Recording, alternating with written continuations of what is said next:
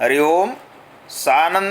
सानंदमानंदवने वसंतम आनंद कंदम हतपाप वृंदम वाराणसीनाथ manat नाथम Shri Vishwanatham शरणं प्रपद्ये।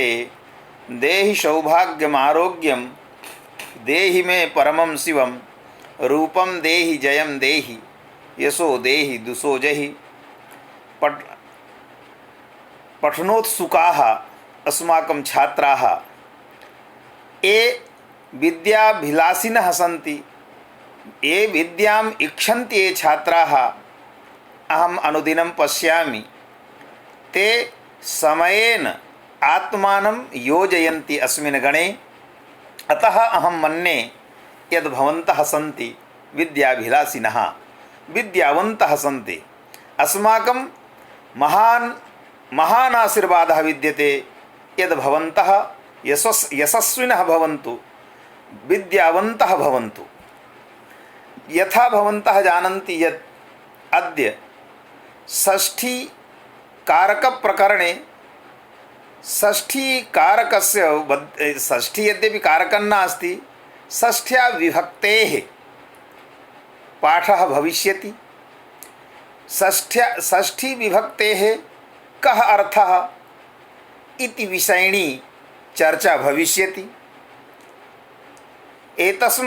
एतस्याः चर्चायाः प्राक् भवन्तः जानन्तु यद् प्रथमा विभक्तितः आरभ्य सप्तमी विभक्तिं यावन्ति अपि सूत्राणि सन्ति कारकप्रकरणे तावन्ति सर्वाणि अपि सूत्राणि। कासां विभक्तीनां कः अर्थः सौजसमौट् इत्यनेन सूत्रेण विहितानां विभक्तीनां कः अर्थः इति अर्थमेव निर्धारयन्ति। यथा प्रातिपदिकार्थ लिंग परिमाण वचन मात्रे प्रथमा इत्यनेन सूत्रेण अर्थचतुष्टये प्रथमा विभक्तेः साधुत्वं बोधितम्। एवमेव कर्मणि द्वितीया, कर्तृकरणयोस्तृतीया, संप्रदाने चतुर्थी, अपादाने पंचमी, सप्तम्यधिकरणे इत्यादीनि सूत्राणि सन्ति यत् यैः सूत्रैः विभक्तीनाम् अर्थः निर्धार्यते, विभक्तीनाम् अर्थः बोध्यते। तत्र एषु मध्ये षष्ठी विभक्तेः कः अर्थः इति निर्धारणं न जातम् इदानीं यावत्। अतः षष्ठी विभक्तेः कः अर्थः भवति इति निर्धारणाय भगवता पाणिनिना सूत्रं रचितं। तच्च सूत्रमस्ति षष्ठीशेषे इति। षष्ठीशेषे इत्यत्र शेषपदार्थः कः तो उक्ताद् अन्यः शेषः। उक्तात् अन्यः, अन्यः भिन्नः यः अर्थः उक्तः तस्मात् भिन्नः यः भवति तदर्थे षष्ठी विभक्तिः। अर्थात् षष्ठी विभक्तेः सः एव अर्थः यः अर्थः अधुना यावत् न उक्तः, न केनापि सूत्रेण कथितं। यथा द्वितीया विभक्तेः अर्थः कथितः कर्मणि द्वितीया इति सूत्रेण, एवमेव प्रत्येक सर्वासां विभक्तीनाम् अर्थः निर्धारितः वर्तते, सुनिश्चितः वर्तते। अतः सः यः पूर्वम् अर्थः निर्धारितः सः उक्तः तद्भिन्नः अर्थः भवति। तद्भिन्नः यः अर्थः सः एव षष्ठी विभक्तेः अर्थः। सच भिन्नः अर्थः कः इति तो सच भिन्नः अर्थः भवति सम्बन्धः। भिन्नः अर्थः किं भवति? सः भिन्नः अर्थः तो सच भिन्नः अर्थः सम्बन्धः इति। यतोहि पूर्वं यानि सूत्राणि सन्ति तैः सर्वैः अपि सूत्रैः स्वत्व संबंध विवक्षायाम कारक विभक्ते है अप्राप्ते है। अर्थात यावन्तः अपि कारक विभक्तयः सन्ति तावन्तः तावत्यः सर्वाः अपि कारक विभक्तयः या सर्वासां कारक विभक्तीनां स्वत्वादि संबंध रूपः अर्थः नैव उक्तः। न केनापि सूत्रेण स्वत्वादि संबंध रूपे अर्थे काचन विभक्तिः विहिता, काचन विभक्तिः विभक्तिः विधानं कृतम्। अर्थात कस्यापि विभक्तेः विधानं नैव कृतं, नैव निर्धारितं स्वत्वादि संबंध रूपः अर्थः। पूर्वे यानि अपि सूत्राणि सन्ति तानि सर्वैः सूत्रैः संबंधादि रूपे अर्थे विभक्त्यर्थस्य निर्धारणं नैव कृतं। यथा चैत्रस्य इदं, तो चैत्रस्य इदम इत्यत्र चैत्र प्रतियोगिक स्वत्ववान इत्यर्थस्य बोधः भवति। चैत्रस्य इदम इत्यनेन वाक्येन चैत्र प्रतियोगिक स्वत्ववान इदं पदार्थः इदं पदबोध्यः। अतः चैत्र प्रतियोगिक स्वत्ववान इत्यत्र चैत्र पदोत्तर या षष्ठी विभक्ति तस्याः षष्ठ्याः यः स्वत्वरूपः अर्थः सः स्वत्वरूपः अर्थः कयापि कारक विभक्त्या नोक्तः, कापि कारक विभक्त्या नोक्तः। अतः सः अर्थः षष्ठी विभक्तेः भवति। एवं रीत्या इदं वक्तुं शक्यते यद् संबंध रूपे अर्थे षष्ठी विभक्तिः भवति। सच संबंधः द्विविधः भवति। एकः संबंध सामान्यः अपरश्च संबंध विशेषः। यथा चैत्रस्य इदम् इत्यत्र स्वत्वरूपः संबंधः चैत्र प्रतियोगिक स्वत्ववान् अस्य अर्थस्य बोधः भवति। एवमेव चैत्रस्य द्रव्यम् इत्यत्रापि चैत्र निरूपित स्वत्ववद द्रव्यम् इत्यस्य अर्थः घटस्य कारणम् इत्यत्र घट निरूपितं कारणत्वं विद्यते, अत्र निरूपितत्वं षष्ठ्यर्थः। एवमेव चैत्रस्य हस्तः इत्यत्र अवयव अवयविभाव रूपः अर्थात् अवयवित्वं षष्ठ्यर्थः, अवयव अवयविभाव रूपः अर्थः। एते सर्वे संबंध विशेषाः एतेषां सर्वेषां संबंध विशेषत्वेन ग्रहणं भवति। संबंध सामान्यः कः भवति यत्र संबंधस्य निर्धारणं न भवितुं शक्नोति। यथा केनचित् उक्तं मातुः स्मरणं, तो मातुः स्मरणम् इत्यत्र मातृ स्मरण क्रिया पदार्थयोः मध्ये यः संबंधः सः तस्य संबंधस्य निर्धारणं नैव जातम्। अतः अत्र षष्ठी विभक्तेः संबंध सामान्यः अर्थः। एवं रीत्या इदं वक्तुं शक्यते यद् षष्ठी विभक्तिः क्वचित् संबंध सामान्य भवति क्वचित् च संबंध विशेषे भवति। तत्र किं करणीयं किं कर्तव्यं, किं संबंध विशेषे षष्ठी विभक्तिः कर्तव्या, संबंध विशेष बोधनाय षष्ठी विभक्तिः कर्तव्या, अथवा संबंध सामान्य बोधनाय षष्ठी विभक्तिः कर्तव्या। उभयोर्मध्ये किं कर्तव्यं, तत्र केनचित् एकः तर्कः दत्तः यत् संबंध सामान्ये एव षष्ठी विभक्तिः कर्तव्या। यतोहि यदि तत्तत् संबंध विशेषे षष्ठी विभक्तेः शक्तिः कल्प्यते तदा संबंधानाम् आनन्त्यात् नाना संबंधे शक्ति कल्पनीया भविष्यति। अतः संबंध लाघवात् संबंध सामान्ये एव षष्ठी विभक्तेः शक्तिः स्वीकरणीया इति। किंतु यदि संबंध सामान्ये एव षष्ठी विभक्तेः शक्तिः स्वीक्रियते, षष्ठी विभक्त्यर्थः संबंध सामान्यः एव यदि अंगीक्रियते तदा चैत्रस्य नेदं वासः एतद् वाक्यजन्य वाक्यार्थ बोधः नैव भविष्यति। तत्र कारणं किमस्ति?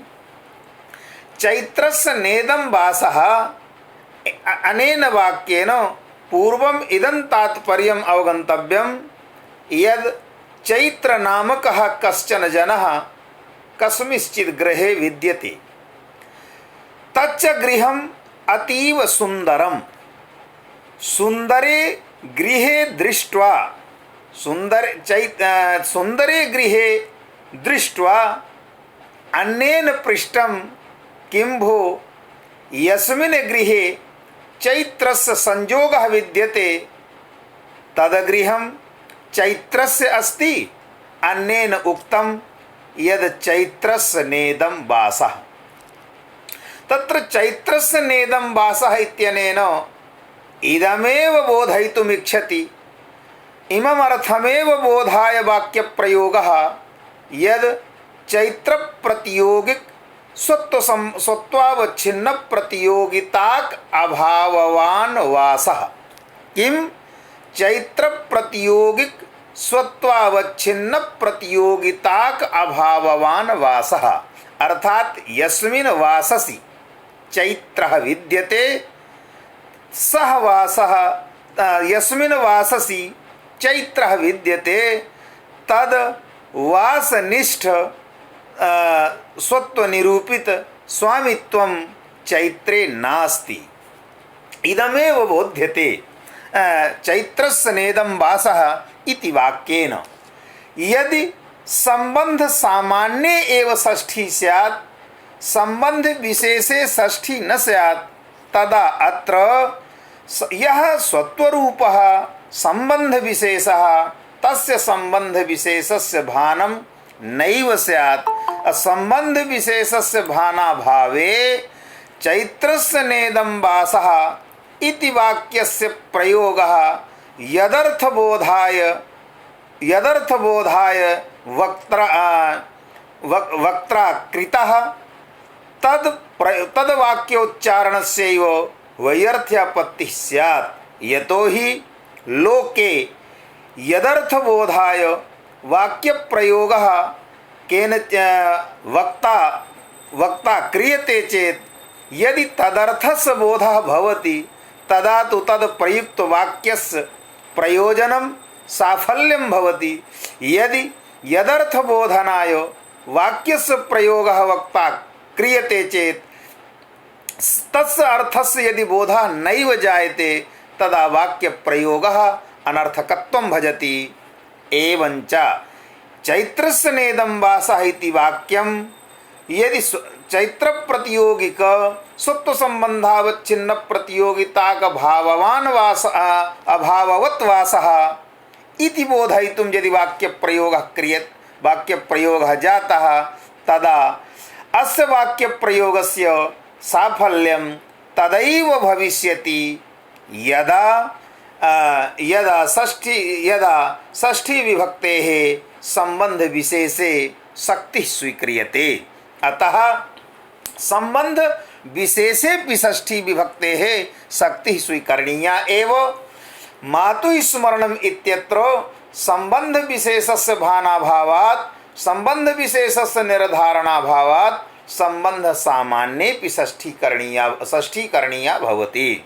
तथा च इदमेव सत्यम् इदमेव निश्चितं यद् षष्ठी विभक्तेः संबंध सामान्येऽपि शक्तिः संबंध विशेषेऽपि शक्तिः। अत्र केनचित् उक्तं यद् चैत्रस्य नेदं वासः इत्यत्र यद्यपि वाससि चैत्रप्रतियोगिक संयोगः प्रतीयते, किंतु तत्र चैत्रस्य माने षष्ठी विभक्तेः स्वत्वरूपे अर्थे लक्षणा करणीया इति अन्यः अपि कश्चन विचारः, तं विचारम् इदानीं नोपस्थापयामि, यतोहि प्रसंगान्तरं भविष्यति। सुपविभक्तौ लक्षणा भवति, कुत्र लक्षणा भवति सुपविभक्तेः, कुत्र च न भवति इत्यादि विचारः तत्र कृतः वर्तते। किन्तु अस्माकं विवेच्य विषयः, पाठनीयः विषयः विद्यते वैयाकरणसिद्धान्तकौमुदी। अतः वैयाकरणसिद्धान्तकौमुदी रीत्यैव अहं पाठयामि। तो तत्र उक्तं षष्ठी शेषे द्वे पदे अस्तः अस्मिन् सूत्रे, षष्ठी इत्येकं पदं, शेषे इति द्वितीयं पदं, शेषे इति सप्तम्याः एकवचनं रूपं, षष्ठी इति प्रथमायाः एकवचनं रूपं। तत्र यः विधेयः भवति प्रायः पाणिनिना विधेयबोधकानां पदानां प्रथमत्वेन उच्चारणं, प्रथमा विभक्तित्वेन उच्चारणं कृतम्। अतः अत्र षष्ठी विधेया वर्तते। तदेव उक्तम् अस्मिन् विवरणे, यद् कारक प्रातिपदिकार्थ व्यतिरिक्तः स्वस्वामी भावादि संबंधः शेषः। शेषपदस्य अर्थः भवति उक्तादन्यः शेषः। तर्हि कः उक्तः, पूर्वं किमुक्तं? तो पूर्वं किमुक्तं? तो कारक प्रातिपदिकार्थ इति। कारक अर्थात कारक विभक्ति, द्वितीया विभक्तितः आरभ्य सप्तमे अधिकरणेति विभक्तिं यावत्यः अपि कारक विभक्तयः सन्ति, ताः कारक विभक्तयः या तासां कारक विभक्तीनां कः अर्थः भवति इति पूर्वम् उक्तः।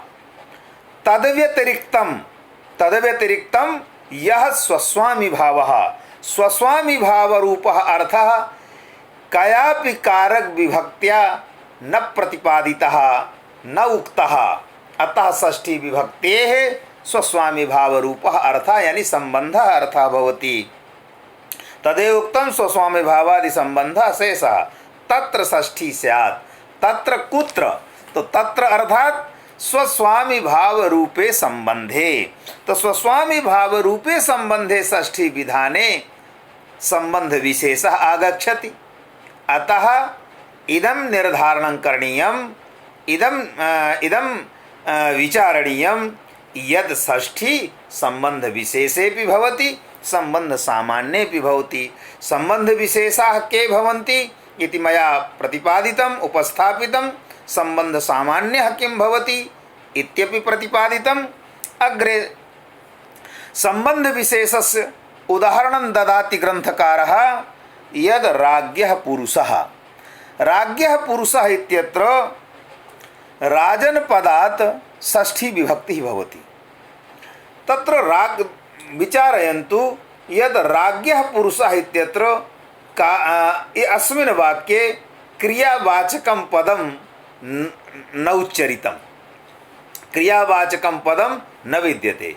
व्याकरणसिद्धान्तरीत्या सर्वं वाक्यं क्रियया परिसमाप्यते इति सिद्धान्तरीत्या अत्र क्रियावाचकं पदम् अध्याह्रियते। अस्ति क्रियायाः अध्याहारः क्रियते, राज्ञः पुरुषः अस्ति। विचारयन्तु, अस धातोः अर्थः उत्पत्ति अनुकूलो व्यापारः। अथ च उत्पत्ति अनुकूल व्यापारार्थकत्वेन अस धातुः अकर्मकः। अकर्मकत्वेन परिगणितः या अकर्मकत्वेन निर्णीतः यः धातुः भवति, तद्धातु घटित वाक्य प्रयोगे कर्तृसंज्ञां विहाय अन्य संज्ञा न भवितुमर्हति। अर्थात कर्मादि कर्म संज्ञा तो नैव भविष्यति। एवं सति राज्ञः पुरुषः अस्ति इत्यत्र राजनपदस्य का संज्ञा प्राप्ता, कर्म संज्ञा न प्राप्ता, कर्तृसंज्ञा न प्राप्ता, यतोहि कर्तृत्वं पुरुषे विद्यते। तो कर्मादि कर्मादि संज्ञाम आरभ्य या कर्मादि संज्ञातः आरभ्य अधिकरण संज्ञाम यावत कापि संज्ञा कापि कारक विभक्ति ही राजन पदात् न प्राप्ता भवति। अतएव अत्र षष्ठी विभक्ति ही यतो ही यासां विभक्तीनाम अर्थः निर्धारितः वर्तते पूर्वं यदि कस्यापि अर्थस्य पूर्वोक्त निर्धारितेषु अर्थेषु यदि कस्यापि अर्थस्य प्राप्तिः न भवति चेत् तदैव षष्ठी विभक्तिः। अतः राजन पदात् न कापि विभक्तिः प्राप्ता, अतः षष्ठी विभक्तिः। सा च तस्याः षष्ठ्या विभक्तेः सम्बन्धः अर्थः भवति। अत्र अन्यः अपि एकः प्रश्नः भवति यद् राज्ञः पुरुषः इत्यत्र सम्बन्धः अर्थः, षष्ठ्याः सम्बन्धः अर्थः। सम्बन्धः सर्वत्र दुष्टः एव भवति। उक्तम् एकस्मिन् स्थले यद् सम्बन्धिनः अनाश्रितत्वे सम्बन्धिनः अभावे सम्बन्धाभावात्, अर्थात सम्बन्धस्य उभयाश्रितत्वे अन्यतराभावे सम्बन्ध निर्धारणा संभवात्। सम्बन्धस्य द्वौ सम्बन्धिनौ भवतः द्वयोः सम्बन्धिनोः मध्ये यदि कश्चन एकः सम्बन्धी नास्ति चेत् सम्बन्धस्य उपपादयितुं न कर्तुं शक्यते। सम्बन्धम् उपपादयितुं न कर्तुं शक्यते, अर्थात सम्बन्धस्य निर्धारणः तत्र न भवितुमर्हति। एवञ्च सम्बन्धः दुष्टः भवति। तो स च सम्बन्धः पुरुषे अपि वर्तते, राजनि अपि वर्तते, राज्ञि अपि वर्तते। तो राजनि अपि वर्तते सम्बन्धः, पुरुषे अपि वर्तते। तत्र राजन पदादेव कथं षष्ठी, पुरुष पदात् षष्ठी कथं न भवति इति।